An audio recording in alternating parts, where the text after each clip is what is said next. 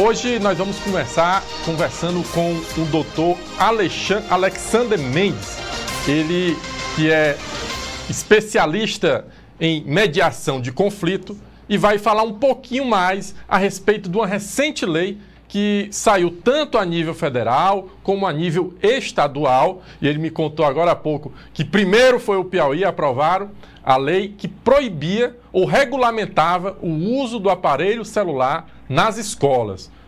Por meio dos alunos, não podem ou podem, como é que vai ser, até onde pode se usar, a opinião dele também, ele é mestre em Direito, então eu vou conversar sobre essas informações e outras também a respeito do celular e das mediações de conflito. Esse assunto me interessa muito, pois hoje nós vivemos dias conturbados. Não é isso, doutor Alexander Mendes? Boa tarde. Boa tarde, Wagner. Na verdade é isso. Hoje nós estamos vivenciando uma situação que, por uma situação simples, um trânsito, uma buzina excessiva ou uma furada de fila, de repente a gente tem uma escalada de conflito que vai desde uma comunicação violenta até uma agressão física com resultados entre lesões corporais e o próprio homicídio. Doutor Alexander, nós vamos ter ajuda também, não aqui física, mas virtual, da Fernanda Duarte, direto de Brasília. Fernanda, boa tarde, seja bem-vinda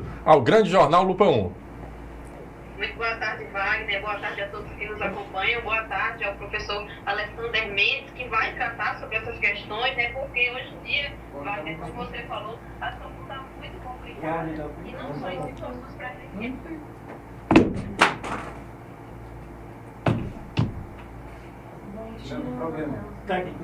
E a utilização dos celulares, eu sou mãe de 3, então essa questão dos celulares gera muito debate, é muito importante trazer esse esclarecimento para quem nos acompanha. É isso, doutor Alexander, inclusive ela falou, ela reforçando, quando eu disse o que era o assunto, ela, olha, eu sou mãe de 2, um adolescente, um mais criança, então ela ficou curiosa, ela vai ter propriedade. São 3. É 3? Ah, pronto, é 3. Então, agora é que ela tem propriedade mesmo para falar e tirar as dúvidas, né? Doutor, professor Alexander, eu gostaria de fazer a primeira pergunta, qual é o principal objetivo dessa lei, que foi tanto a nível de Brasil, como também o Piauí aprovou? Wagner, na verdade é o seguinte, a lei, ela mesmo dá alguns spoilers sobre isso. E o que nós tínhamos? Nós tínhamos 2 grandes problemas. Primeiro, que é a questão da atenção na relação de ensino-aprendizagem. Está comprovado cientificamente que o uso excessivo de aparelhos eletrônicos, ele tem construído a dificuldade na relação de ensino-aprendizagem. E isso tem criado uma defasagem nesse aprendizado e que os pedagogos, os professores e todos aqueles que trabalham com a educação começaram a perceber que esse uso excessivo gera esse problema. Esse é o primeiro fator. O uso excessivo. O uso excessivo. Certo. O segundo fator é a convivência social. Imagine que nós estamos dentro de uma rede social, mas nós não estamos nos relacionando. E olha, é nesse contato que eu tenho com você, de dizer algo, você fazer a contrariedade, é esse tato das divergências, das desigualdades, dos posicionamentos diferentes, é que na verdade nós formamos o ser humano. Se nós não caminharmos para essa interação humana e essa convivência social, nós vamos ter pessoas que vão simplesmente estar numa fila, alguém diz, olha, o lugar é meu, ele saca uma faca e ele esfaqueia. Porque isso também é um aprendizado. Lidar com as contrariedades, lidar com os problemas, isso faz parte do aprendizado. Exatamente. O famoso não, ouviu não. O famoso não. Quando, na verdade, nós começamos a estudar sobre o conflito, 3 fatores geram os conflitos. Os maiores conflitos no mundo, eles são gerados por 3 fatores. O primeiro é a comunicação. Uma comunicação mal feita ou a ausência da comunicação pode gerar o caos dentro de uma relação familiar, empresarial, social, educacional. O segundo fator é o ser contrariado. Então, se você quer conhecer o Wagner, contrarie ele. Na nossa convivência diária, eu começo a discordar de tudo que você faz. No primeiro momento é um espanto, no segundo momento você começa a se preparar, se armar para um diálogo, e o terceiro você vai para um confronto verbal, que isso pode desencadear várias situações. E o terceiro grande ponto que gera é a questão patrimonial. O conflito patrimonial, quando alguém subtrai um celular, quando alguém subtrai um carro, quando alguém subtrai um patrimônio que é seu, ali também gera o conflito. Então nós temos 3 fatores de origem de conflitos que geram problemas gravíssimos: comunicação, o ser contrariado e a defesa do patrimônio. Fernanda Duarte. Essa questão dos celulares, doutor Alexander, é uma questão que divide aí opiniões entre pais, alunos e professores. Como eu falei, eu sou mãe de 3, sendo que um é um adolescente de jovem, né, de 19 anos, e outras 2 crianças, um com 5 e outro com 2 anos. As crianças, naturalmente, elas já não fazem a utilização do celular, até por uma questão de educação mesmo dentro de casa. Mas a adolescente, ela utilizava o celular, e eu percebi em uma palestra, inclusive, que eu fui fazer na escola dela, que a maioria dos adolescentes que ali estavam, eles o tempo inteiro ficavam focados no celular e sequer prestavam atenção no que falava a professora. Nesse momento, professor, eu tomei a decisão de tirar o celular da minha filha no momento de escola, e eu percebi que as notas dela deram uma alavancada assim, extraordinária, sem explicação. Por outro lado, com a aprovação desse projeto, os alunos dizem que foi tirada a liberdade de utilização de dispositivos que são deles, que são direito deles. Como é que é agora, a partir de agora, com essa proibição, né, agora virando uma lei, como é que isso agora vai refletir nas escolas e como mediar aí essa relação entre professores, pais e alunos? Olha, Fernanda, a sua colocação como mãe é muito pertinente. Primeira coisa, nós vamos começar dizendo, Wagner, que o Piauí foi o primeiro a criar uma lei que produzisse aí uma restrição no uso do celular. Então, na verdade, nós criamos ali no mês de janeiro e logo depois o governo federal aprova a lei chamada Lei 15.100. Bem, então vamos lá, é preciso que a gente entenda. Quando, na verdade, a lei foi criada, o primeiro mito que deve ser desconstruído é de que é um mito que foi criado pelo governo. Na verdade, não foi só pelo governo, foi pelo Congresso Nacional e o presidente da República sancionou. Significa dizer que o Congresso discutiu, o Congresso analisou, o Congresso ouviu exatamente técnico e a equipe do presidente da República sancionou. Então, nós estamos falando de 2 poderes, o Poder Legislativo e o Poder Executivo. Em teoria, o Legislativo é a casa do povo, que representa todos os cidadãos. Porque aparentemente é muito comum você ver nas redes sociais dizendo, não, isso é para restringir, isso é para cessear, isso é para que as pessoas... Não, isso foi uma lei que foi discutida, foi analisada. Se eu tenho uma lei discutida em um Poder Legislativo e depois um Poder Executivo, essa lei foi realmente discutida. Então, quais são os 3 problemas que essa lei gera? Um é, na verdade, a preocupação com a saúde mental. Depois com a saúde física e depois com a saúde psíquica. Eu acabei de dizer agora há pouco que a lei ela se preocupa exatamente com o déficit de atenção, que o uso excessivo desses aparelhos eletrônicos.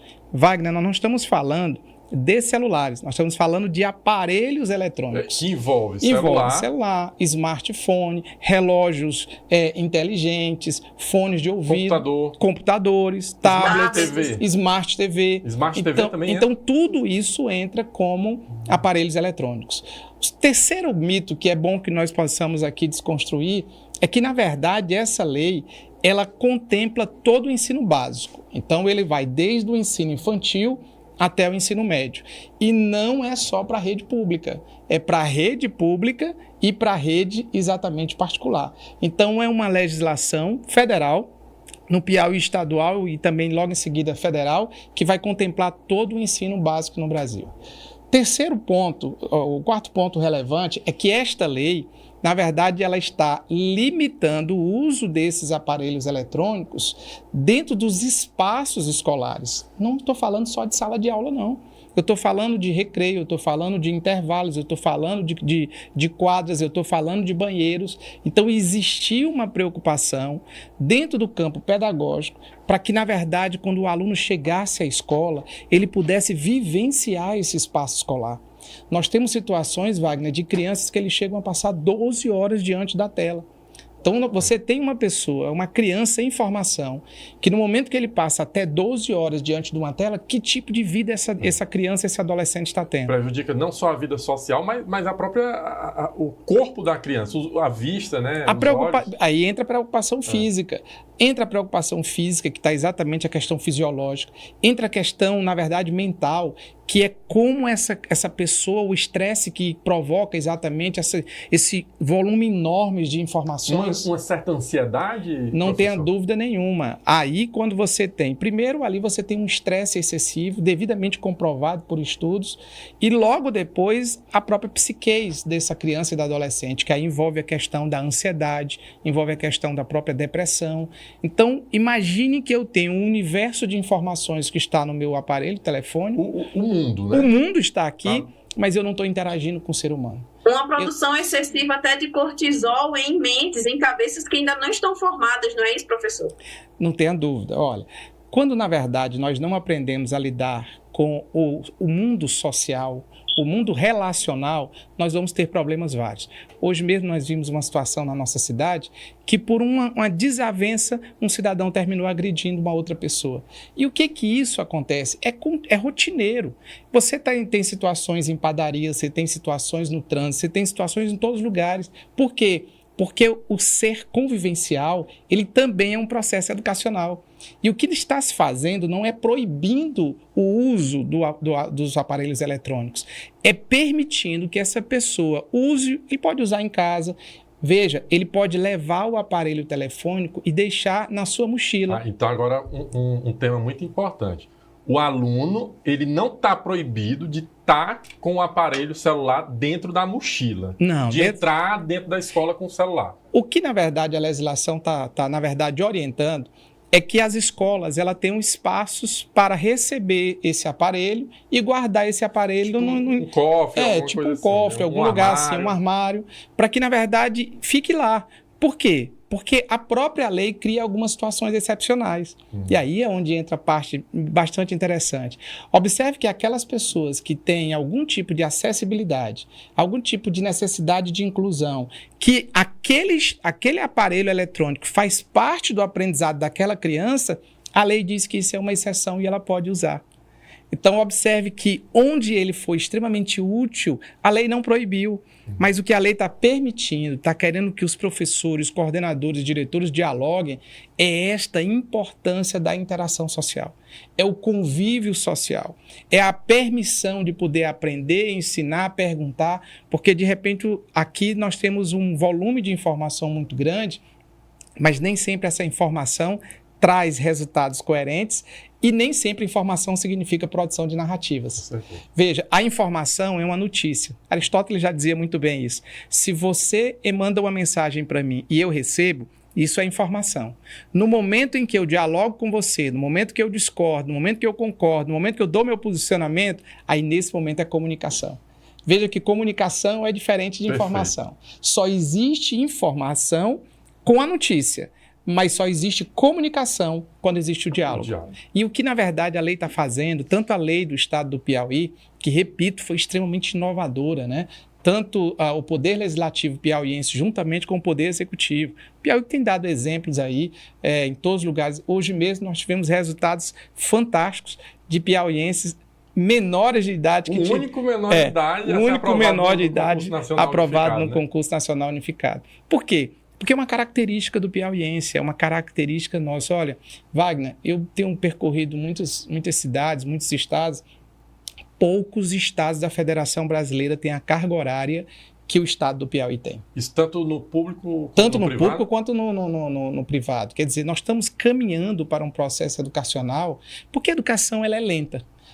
Se você constrói uma casa, você vê em 3, 6 meses o resultado. Educação, você tem um lapso temporal. Mas quando é por gerações. É por gerações. Mas quando esse resultado começa a vir, a gente começa a perceber.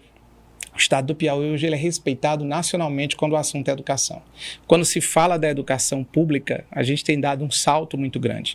Mas deixo aí para os profissionais da área falarem. Mas o salto é assim, inquestionável.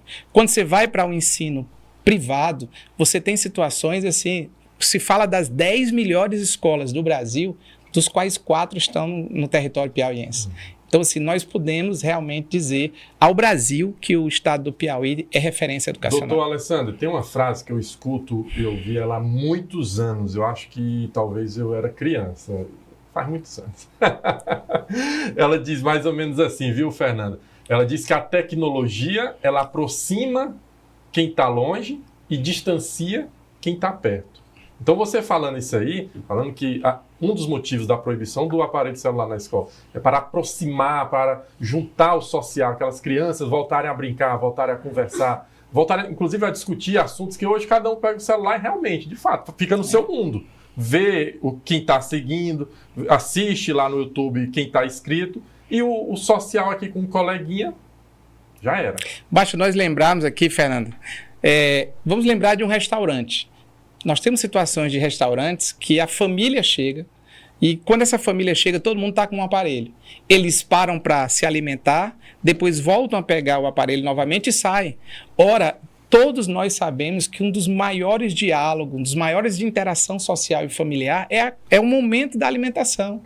É o momento que os pais perguntam como é que foi aquele dia na escola, é o momento que eu pergunto como é que ele está, é o momento que eu vejo que o meu filho está pegando num garfo e está tremendo, é o momento que eu vejo que eu faço uma pergunta aberta e a minha filha chora. Eu estou dizendo isso, Wagner, porque são quase 30 anos em sala de aula. São quase 30 anos que eu estou ministrando aula. Ontem mesmo, em uma palestra, eu dei um exemplo que para mim, uma das coisas mais extraordinárias. Eu tinha uma aluna que ela era aluna do ensino médio e ela tentou o vestibular para medicina 5 vezes. 5 vezes. Então, numa família bastante humilde, o esforço fora do comum para pagar uma escola particular. E depois do 5º ano, ela decidiu não fazer mais direito. Ou medicina, ela decidiu fazer o direito. E aí ela fez para direito, passou. E quando eles passam um vestibular, normalmente quem dá aula no ensino médio não tem mais aquele contato com eles. 10 anos depois, eu, advogado, vou para uma audiência e adivinha quem é que estava lá na condição de juíza? Era exatamente aquela aluna. E marcou porque ela estava assistindo a minha aula, ela sai da aula e vai para uma escada e começa a chorar. Quando eu terminei a aula que a vi chorando, eu encostei perto dela e disse, por que você está chorando? Ela disse, professor, eu não aguento mais fazer vestibular. São 5 anos fazendo o Enem e eu não aguento mais. E aí eu disse que, às vezes, a gente tem que olhar para as várias portas que a vida nos permite. Ela fez vestibular para direito, passou para vestibular para direito, e depois que nós terminamos a audiência, eu tive o cuidado de dizer, excelência, eu queria lhe fazer uma pergunta. Ela disse, por não, doutor Alessandro. Eu disse, a senhora é feliz como magistrada? Ela disse, eu nunca pude ter coisa mais extraordinária na minha vida do que a magistratura. E o que é isso? É formação. É a formação que não é só conteúdo. Estou falando, Wagner, de vidas. Estou falando, não é só o resultado. Não é só o resultado. É o caminho. É o caminho. Cora Coralina diz isso. O importante não é a partida e nem a chegada, é a caminhada. Nós precisamos caminhar, nós precisamos interagir. De repente você tem aqui nós estamos dentro de um estúdio, fantástico esse estúdio aqui, uma equipe extraordinária, mas se não tiver vida, toda essa tecnologia ela se desfaz. Se não tiver interação, daqui a pouco você pede uma pessoa para pegar um copo para você, ele vai virar e dizer, eu não sou seu empregado, você me respeite, isso daqui é um assédio, e ele vai para a justiça. Por quê? Porque a gente precisa entender essa necessidade da interação. E a grande preocupação dessa legislação foi exatamente isso. Permita que as crianças e os adolescentes possam interagir, possam vivenciar. E as exceções, a lei permite, a lei aceita e é extremamente possível o uso dentro dos ambientes escolares. Fernanda Duarte, você tem alguma pergunta para fazer? Tenho, sim. Esse assunto aqui repercute muito. Eu teria que ser mais umas 3 entrevistas aqui para a gente levantar tudo. Vamos segurar o homem aqui, viu? O seguinte. Vamos segurar ele aqui, vamos tirar todas as dúvidas hoje. Hoje sextou, sem dúvidas. Eu queria fazer uma pergunta em relação a essa questão da regulamentação ou regulação das redes sociais. Por quê? A gente sabe que hoje em dia, apesar das redes sociais, quando você vai fazer uma conta, né, ter lá uma exigência de você informar se é maior ou não de 18 anos, mas muitos adolescentes menores de 18 anos acabam marcando ali e conseguem ter acesso a redes sociais e alguns conteúdos que talvez não sejam apropriados para eles. O senhor acredita que é interessante que haja essa regulamentação ou essa fiscalização maior em relação ao acesso desses adolescentes às redes sociais? Porque o que a gente percebe é que muitos deles acabam tendo acesso a esse conteúdo e isso acaba tirando eles da realidade, da idade que realmente eles são. Crianças de 8, 9 anos tendo acesso a conteúdos que seriam para adolescentes e jovens a partir de 17, 18 anos. O senhor acredita que uma fiscalização maior ajudaria para que as crianças respeitassem essa faixa etária e tivessem acesso a conteúdos adequados para as idades deles? Fernanda, eu vou começar aqui fazendo uma uma referência de que o menino hoje de 0 a 7 anos, ele tem mais informação do que um cidadão egípcio que viveu 70 anos, 60, 70 anos. Então imagine que ainda na condição de criança, ela tem um bombardeio de informação como nunca se viu na história da humanidade. Sem um preparo. Nós estamos falando de um processo de globalização e que esse processo de globalização ele unifica os países e logo depois um processo de pós-modernidade em que todo esse aparato de ferramenta de tecnologia ele tem dado a permissão a todas as pessoas. E aí quando você pergunta, é necessário fazer uma regulamentação para isso? A gente já tem muitas leis que falam sobre o marco regulatório das redes sociais e da forma de comunicação digital. Já temos muitas legalizações sobre isso. Contudo, é preciso muitas vezes fazer uma compilação disso e encaixar algumas situações excepcionais. Por exemplo, se eu tenho 14 anos e você me dispara uma mensagem e pergunta, você é maior? E se eu digo que sou maior, eu menti. Mas aquela empresa que, na verdade, absorveu os meus dados e passou a trabalhar esses dados não sofre nada.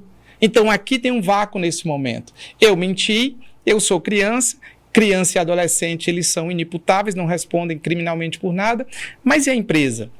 Então, é esse vácuo dessa regulação. Porque hoje se você utiliza as redes sociais para destruir a minha imagem, você pode estar cometendo o crime de calúnia, injúria, difamação. Você vai responder pelo crime de danos materiais. Então, observe que existe uma regulamentação sobre isso. Agora, se me permite aqui sair um pouco da minha condição de educador e professor, e como entrar como cidadão aqui, ouvinte do Lupa, eu diria que nós politizamos algo que é extremamente educacional. E essa politização é que tem gerado essa confusão toda. Contamina o tema, né? Contamina o tema, tem dificuldade. Seria uma coisa simples o diálogo, mas no momento que ele entra para as polaridades, o que acontece? Aí as polaridades produzem narrativas de que é o cerceamento, é a proibição, nós estamos vivenciando uma censura. Por outro lado, diz, nós precisamos fazer algo para proteger esse que é chamado de vulnerável, ou está numa situação de vulnerável. Então, esse que está numa situação de vulnerável é dever do Estado, é dever do projeto educacional e é dever da família cuidar. É o que diz a Constituição brasileira. Doutor, o senhor falou sobre globalização e recentemente eu estava vendo que o governo português ele está preocupado com as crianças. Por quê? Porque as crianças de lá, Portugal é um país pequeno, em comparação com o Brasil. As crianças de lá estão acompanhando influenciadores digitais brasileiros. Qual é o resultado disso? Elas estão perdendo o sotaque, estão falando mais como nós aqui no Brasil do que próprio lá de Portugal, que é o mesmo idioma, mas com um sotaque diferente, não é isso? Wagner, eu agora, entre novembro e janeiro, eu me debrucei pesquisando sobre o que eu considero chamado de violência espelhada. Inclusive, essa palavra nem existia no dicionário, eu tive que fazer um registro dela, do que é essa violência espelhada.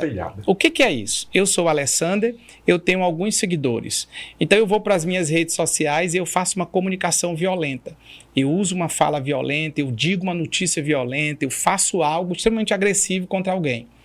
Então, esses meus seguidores, eles vão lá nos meus comentários e eles concordam com o que eu estou dizendo. Por quê? Porque os estudos estão caminhando para entender que quando eu tenho uma admiração por você, aquilo que você diz eu acredito. Tende a acreditar mais, tende a acreditar. E aí, aqui é onde entra o que eu chamo de violência espelhada. A violência espelhada é quando você bota nas suas redes sociais, eu capto essa sua informação e eu jogo na minha. Então, quando eu uso a sua comunicação e coloco nas minhas redes sociais, eu estou chamando isso de violência espelhada. E o detalhe, a proporção que isso pode tomar é inimaginável. Porque pode ter uma pessoa assistindo, aqui tendo essa audiência, mas eu posso ter 15 milhões de pessoas. Porque quando sai de você, que vem para mim, que sai de mim, que vai para os meus, isso pode gerar uma situação assim, extremamente violenta e agressiva. Quantas pessoas não foram vítimas de situações espelhadas? Recentemente nós tivemos um cidadão que ele foi acusado de ser o estuprador porque tinha uma foto que parecia ser o estuprador. Os moradores foram à casa dele, destruíram a casa dele, entraram na casa, subtraíram ele de dentro da casa, agrediram e mataram. Então observe que houve uma situação de despreparo, uma situação emocional, uma situação de reação de forma imediata. E adivinha onde é que está isso, Wagner? Adivinha onde é que está isso? Isso tem que ser discutido lá na escola. E o que a escola está fazendo? A escola está dizendo assim, o aparelho telefônico e todos os aparelhos eletrônicos são muito bem-vindos. Tem escola de laboratório, tem tudo. E quando o professor, Fernanda, e é bom que a gente diga isso, a lei não impede que o professor use. O professor pode usar os aparelhos eletrônicos Vai em gerar sala. ciúme não dos alunos do professor? Não, doutor? o professor com os alunos. Ele pode pedir, gente, na quinta-feira, às 17 horas, às 10 horas, nós vamos usar, todo mundo, tragam seus celulares. O professor vai ter essa autoridade. O professor vai ter essa autonomia. A única coisa que está sendo pedido é que, professor, quando você for fazer isso, você alerte a coordenação através de um plano de aula, para que a coordenação tenha conhecimento, a direção tenha conhecimento e a aula possa fluir naturalmente. Entendi. Doutor, é porque sobre a regulamentação das redes sociais, antes, para nos encontrarmos, para conversar, principalmente na Grécia Antiga, para onde é que se ia? Para as praças. Sim. Né? Hoje, as praças é as redes sociais. Sim. É o Instagram, é o Facebook, é o WhatsApp. Aí as pessoas, de um lado, ficam falando, mas querem colocar regras. E regras, a partir do momento que tem regras para falar, já fica uma certa censura. Qual a sua opinião? Eu acho que toda e qualquer forma de limitação de expressão individual, ela deve ser banida. Nenhum cidadão pode ser a sua fala cerceada. O que nós precisamos ter é a consciência de trabalhar com esse cidadão para que ele perceba a responsabilidade de tudo que ele diz. Então, não vou dizer que não pode. Ele tem a consciência. A consciência. Que o que ele falar, ele pode pagar por ele. Exatamente isso. A ideia não é proibir que ele fale, mas é que ele tenha certeza daquilo que ele fale, na verdade existe uma responsabilidade sobre isso. Então, o que precisa, e aí envolve Estado, envolve governo, envolve educação como um todo, é esclarecer essas pessoas sobre o grau de responsabilidade. Quando eu vejo alguém dizendo que as redes sociais é terra sem lei, essa frase, apesar de ser ela bastante impactante, eu acho que ela é muito mais para isso, para puxar essa discussão, mas, na verdade, quando ele diz as redes sociais é uma terra sem lei, ele está querendo dizer exatamente assim, as pessoas que discutem nas redes sociais, muitas dessas pessoas não entendem a responsabilidade daquilo que dizem. Eu não posso, Wagner, contar a tua história, toda a sua trajetória, e eu simplesmente, porque eu usei as minhas redes sociais, criar um facto que não é verdadeiro e destruir a sua imagem. Então, esta regulamentação, ela está muito mais para um esclarecimento das responsabilidades de dizer quem usa as redes sociais responde por aquilo que você fala. E às vezes, mesmo que seja verdade, é um fato que eu não quero que a outra seja exposto para as redes sociais. Né? E aí, quando se dá publicidade a uma situação, ainda que seja verdadeira, também a própria lei diz que sobre isso você tem uma responsabilidade. O Código Penal, recentemente, pouco mais de um ano, ele chegou até, inclusive, colocar situações de aumento de pena. Crime de calúnia, injúria e difamação, quando ele é praticado dentro das redes sociais ou dos meios de comunicação de massa, ali eu tenho um aumento de pena. Então, observe, as pessoas não sabem que existe então, isso. Quer dizer que quando o crime é praticado em ambiente virtual, isso, ele tem um agravante? Um aumento de pena. O aumento de pena. A pena aumentada de 1 terço, 2 terços, 1 meio. Então, observe que a própria legislação penal, ela tem tido um olhar especial para isso. Mas as pessoas simplesmente dizem, olha, eu não sabia disso, eu não entendo isso, eu não compreendo isso. E aí acha que você pode dizer aquilo que você quer, pode fazer aquilo que você quer. E volta, então, para a lei da proibição, que eu não costumo, apesar lá no artigo 2º ele falar de proibição, eu acho que é restrição dos aparelhos eletrônicos. Restringir é um pouco diferente de proibir, Sim. né? Por que eu estou falando que é restrição e não proibição? Porque é permitido em alguns momentos, é permitido em algumas situações. Por exemplo, vou dar aqui um exemplo, Fernanda, uma situação que você pode sem problema nenhum. Eu tenho 10 anos, estou com um aparelho dentro da minha bolsa, está fechado, mas de repente uma chuva enorme caiu o teto da escola. Eu posso pegar o meu celular, isso é um momento de exceção, chamado de força maior, e eu posso ligar para o meu pai, eu posso ligar para o bombeiro, eu posso fazer, e eu vou ser responsabilizado por isso? De forma alguma, porque a lei permite que em estado de perigo, em estado de necessidade, ou, na verdade, numa situação de força maior, você possa usar o seu aparelho. Fernanda, você tem mais alguma pergunta? Tenho sim. Eu queria perguntar para o professor o seguinte: professor, eu sou uma mãe à moda antiga. Eu sou aquela mãe que a minha filha tem celular, mas mesmo ela já sendo maior de idade, ela já tem 19 anos, mas desde que ela começou a ter celular, eu tenho acesso ao celular dela, sei senha, sempre tive acesso às redes sociais. Ela já começou a ter rede social já bem tarde, por volta de 18 anos, mas eu sempre tive acesso, tenho acesso a tudo que ela faz no celular.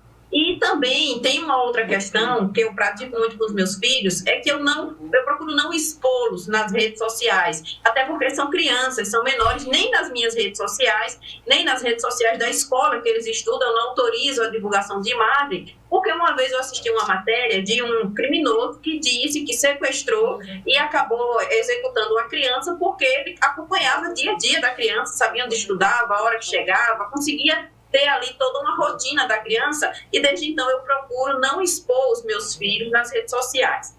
Porém, eu sei que muitas mães, muitos pais, eles não conseguem ter essa mesma metodologia. Como fazer essa conciliação, principalmente entre adolescentes, né? Porque criança é um pouco mais fácil, mas principalmente entre adolescentes e pais, para que não haja nenhum tipo de sigilo ali no acesso às redes e esses adolescentes não fiquem expostos a criminosos da internet sem que os pais tenham conhecimento. Olha, Fernanda, você...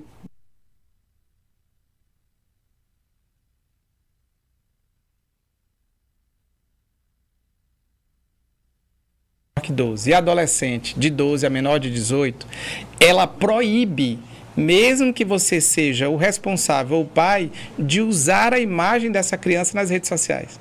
Eu sou o pai, eu posso tudo. Não, de forma alguma. Então, pela lei, a mãe não pode, ou o pai, tirar foto com o filho? A mãe e o pai até pode, se eles tiverem plena consciência da responsabilidade do que eles estão fazendo.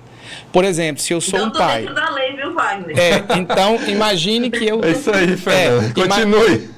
Imagine que eu sou pai e tenho uma criança de 8 anos, e aí simplesmente eu vou dizer, eu sou pai e nós vamos tirar aqui uma imagem, vamos ficar despidos aqui, caminhando na praia, numa praia que não é de nudismo. Então, a criança não responde, mas o responsável responde. Se você coloca a criança em uma situação vexatória, uma situação de humilhação ou de vulnerabilidade, a lei diz que você responde por isso. Mesmo sendo pai, mesmo sendo responsável, por quê? Porque é uma lei muito maior que protege essa criança e adolescente. Pai, mãe, tios, avós podem filmar? Podem, desde que não coloquem a criança ou adolescente numa situação vexatória ou criminosa. Porque se assim o fizer, ele responde por isso. Por exemplo, doutor, nas ruas de Teresina, nós observamos muitos venezuelanos, e ali com muita criança, né? Então, se alguém está passando e tira uma foto, e aquela criança sai, e ela posta na rede social, ela pode ser processada. Não tenha dúvida. Ali, como é uma questão pública, aí o titular dessa ação penal é o Ministério Público. Ele que, na verdade, representa o interesse da sociedade como um todo. Todas as vezes que o hipossuficiente ele é afetado, criança, adolescente, idoso, mulher numa situação de vulnerabilidade, o competente fiscalizador disso é o Ministério Público. E ele tem feito isso de uma forma maestria. Então, quando eu tiro a foto de uma criança venezuelana que está nas mãos de uma mãe e exponho uma mãe e exponho a criança, eu estou tornando a criança vulnerável. Eu estou permitindo que a criança seja exposta de forma negativa. Olha como não precisa entender de lei. Essa imagem coloca a criança e adolescente numa situação de ridicularidade, coloca. Nesse momento você pode estar cometendo um crime. Interessante. Olha, doutor, nós estamos aqui, seres humanos, conversando, mas eu fiz essa pergunta para a IA, Inteligência Artificial. Qual a opinião dela com relação à proibição ou à restrição do uso do aparelho celular nas escolas? Vamos conferir? Temos uma cartela aí e eu vou ler aqui, ó. Diz assim, a proibição do... isso é a IA respondendo.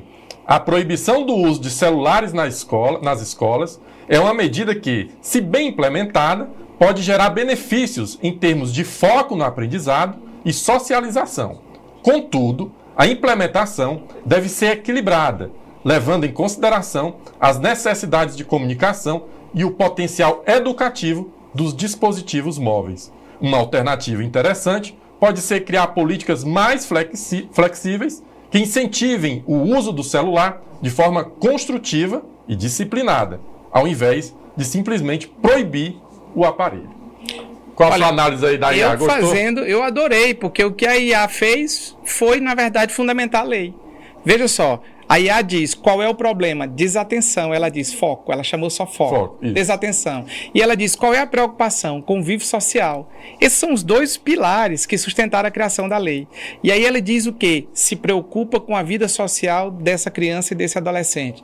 Depois ele diz assim, nós não podemos proibir, nós temos que adequar. A própria lei diz, professor, o senhor não está proibido de fazê-lo.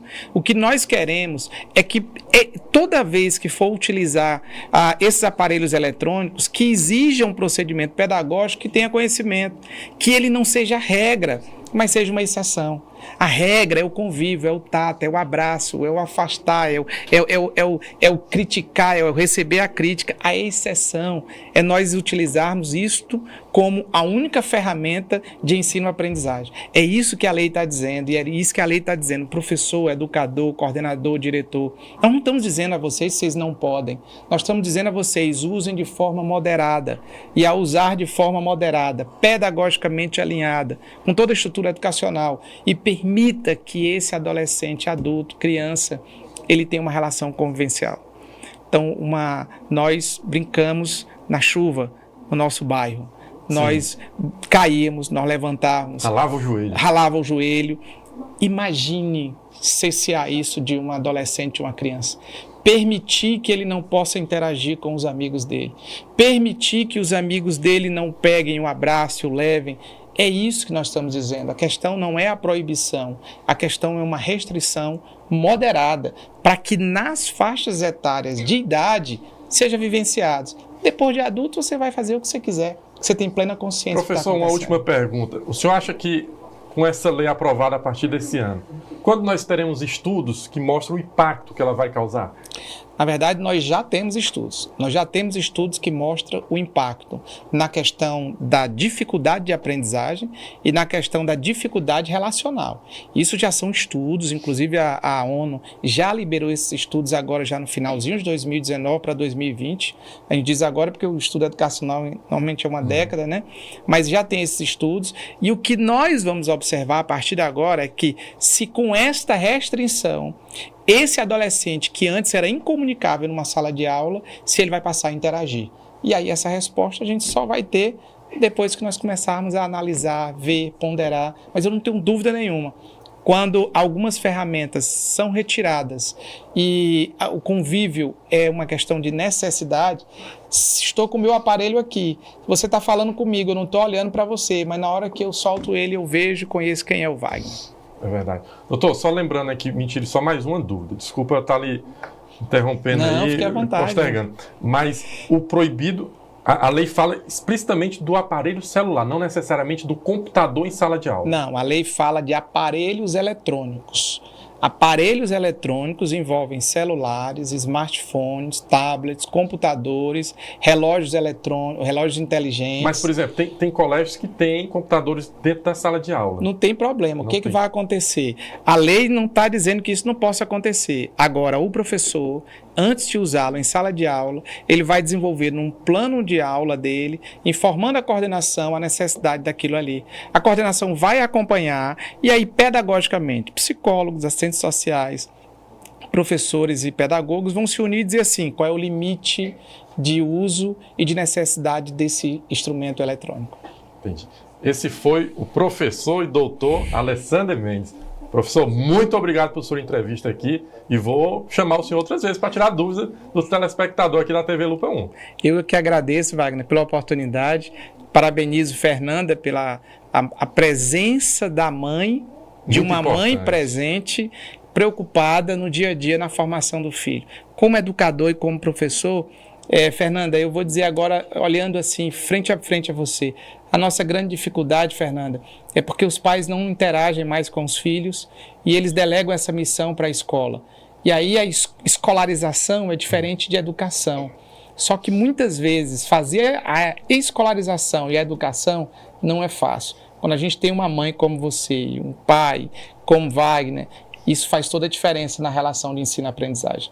Tá aí. Muito obrigado, professor.